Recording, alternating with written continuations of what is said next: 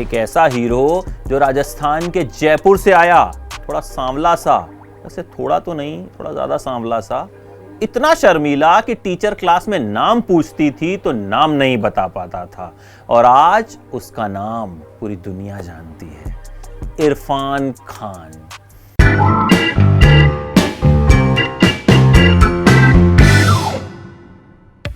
जयपुर में पैदा हुए थे इरफान।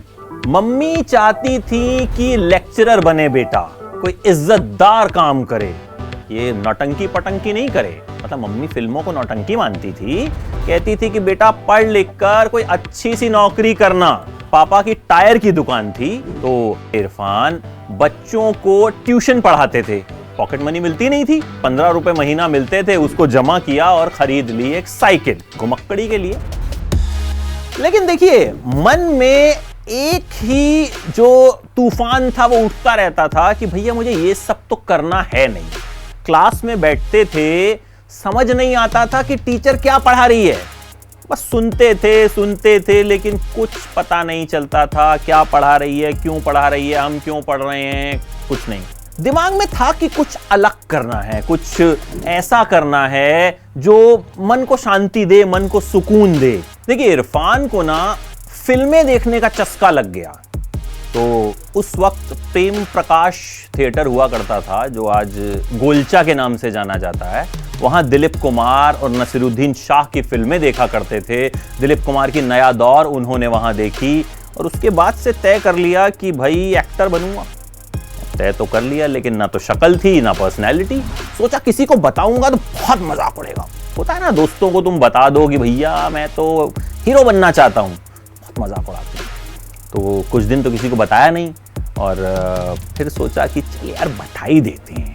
तो अपने एक बहुत खास दोस्त को बताया, बोला कि देख देख मजाक मत उड़ाइयो मेरा, मैं ना एक्टर बनना चाहता हूँ। अब दोस्त कब तक कंट्रोल करता, 2 दिन तो उसने कुछ नहीं कहा। उसके बाद ऐसा मजाक उड़ाया कि बेचारे इरफान भी जो हैं पछताने लग गए कि मैंने इसे क्यों बता दिया भैया कि मुझे हीरो बनना है। तो चले गए भाई साहब NSD। अब उनको पता था कि भाई जो एक्टिंग की जो राह है वो वहां से होकर जाती है। लेकिन मम्मी को बोल दिया झूठ। बोला मम्मी एक कोर्स करने जा रहा हूं, वापस आऊंगा तो देखना जयपुर यूनिवर्सिटी में लेक्चरर बन जाऊंगा। मम्मी भी खुश, बेटा दिल्ली जा रहा है, पढ़ेगा लिखेगा, बड़ी नौकरी करेगा जैसा मैं चाहती हूँ। अब NSD में आए, वहां भी झूठ बोला। NSD में एडमिशन के लिए ये जरूरी होता है कि आपने 10 नाटक कम से कम पहले किए हों। इन भाई साहब ने तो कुछ किया नहीं था, पर एडमिशन चाहिए था, बनना था हीरो। बोल दिया झूठ कि किए हैं भैया, 10 नाटक किए हैं। खैर एडमिशन मिल गया। अब इरफान जो थे ना, वो अपनी क्लास में कोई ब्राइट स्टूडेंट नहीं थे, थोड़े सांवले से थे, ज्यादा बात किसी से करते नहीं थे। तो सबको लगा कि यार ये लड़का कुछ खास इसके बस की है नहीं कुछ करना। लेकिन किसी को क्या पता था कि भाई आने वाले टाइम में बड़ा नाम करेगा। वहीं मुलाकात हुई शुतापा से, जो उनकी गर्लफ्रेंड बनी। शुतापा जो थी बेहद अच्छे परिवार से थी, तो जब भी अपने घर शुतापा ले जाती थी अपने दोस्तों को, तो वहां भी इरफान क्या करते थे, उनके भाई की लाइब्रेरी में जाके बैठ जाते थे।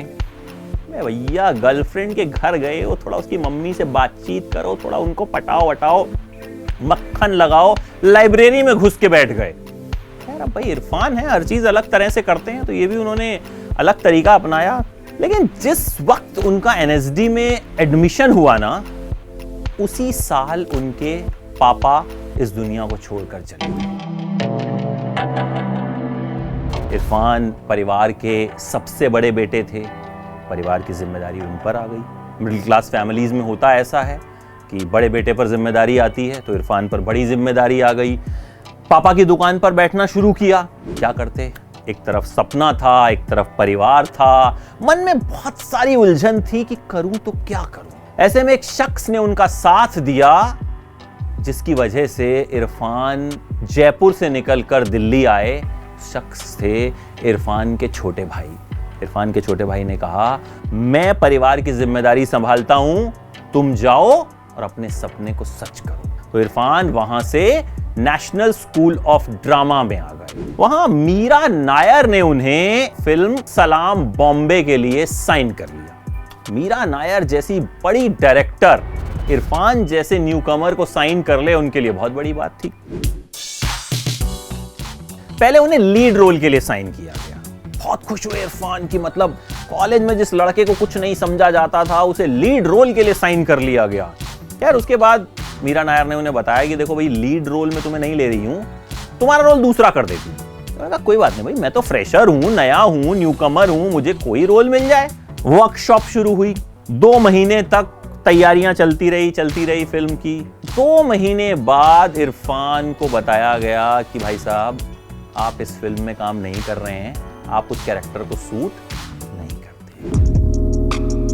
सोचिए, 2 महीने तक इरफान ने फिल्म की यूनिट के साथ रिहर्सल की, प्रैक्टिस की, उस कैरेक्टर में घुसने की जी जान से कोशिश की, लेकिन बाद में उनका रोल ही हटा दिया गया। तो इरफान ने उस क्रू को गुड बाय कहा और निकल पड़े नई मंजिल की तरफ। उसके बाद इरफान को कुछ टेलीफिल्म्स मिली। उन टेलीफिल्म्स को करने का फायदा इरफान को हुआ। टेलीफिल्म्स के बाद सीरियल मिलने शुरू हुए, लेकिन दिक्कत वही थी कि करना कुछ और था। सीरियल करना उनकी मंजिल नहीं थी, टेलीफिल्म्स उनकी मंजिल नहीं थी। उन्हें बॉलीवुड में आना था, सिनेमा में आना था। लेकिन जब भी वो किसी डायरेक्टर को फोन करते थे कि सुनिए मैं इरफान खान बोल रहा हूं, बोले कौन इरफान खान? कभी कोई बोल देता था कि अच्छा चलो कल 12 बजे आ जाना। इरफान 12 बजे पहुंचते थे, वहां जाकर पता चलता था कि भैया कौन, किसने बुलाया 12 बजे, बाद में आना। बहुत सारे रिजेक्शंस। लेकिन कहीं ना कहीं स्ट्रगल करते रहे, मतलब मन दुखी होता था, लेकिन लगता था कि ठीक है, ओके, मैं कर लूंगा, हो जाएगा। एनएसडी में ही इरफान के एक साथी थे, तिग्मांशु धूलिया, जो मशहूर डायरेक्टर हैं। उन्होंने भी इरफान के साथ ही जो है ये कोर्स किया था। तो तिग्मांशु धूलिया को भी लगता था कि नहीं, इस लड़के में जो है टैलेंट है और मैं जब फिल्म बनाऊंगा तो इसको जरूर कास्ट करूंगा। देखिए, इरफान को स्ट्रगल करते हुए 2 दशक बीत गए, 20 साल। 20 साल में तो कोई भी टूट जाए, लेकिन इरफान नहीं टूटे। इरफान को उसके बाद एक ऐसा ब्रेक मिला जिसने उनकी किस्मत पलट कर रख दी। द वॉरियर, हॉलीवुड फिल्म, और उसमें मेन लीड। सोचिए, जिस शख्स को बॉलीवुड काम नहीं दे रहा था, उसे हॉलीवुड ने काम दिया। इरफान ने द वॉरियर की और छा गए। उसके बाद उन्होंने की हासिल, अपने दोस्त तिग्मांशु धूलिया की फिल्म में विलन के किरदार में थे। और उसके बाद तो सबने मान लिया कि भैया ये जो है कमाल का एक्टर है। एबीपी न्यूज आपको रखे आगे।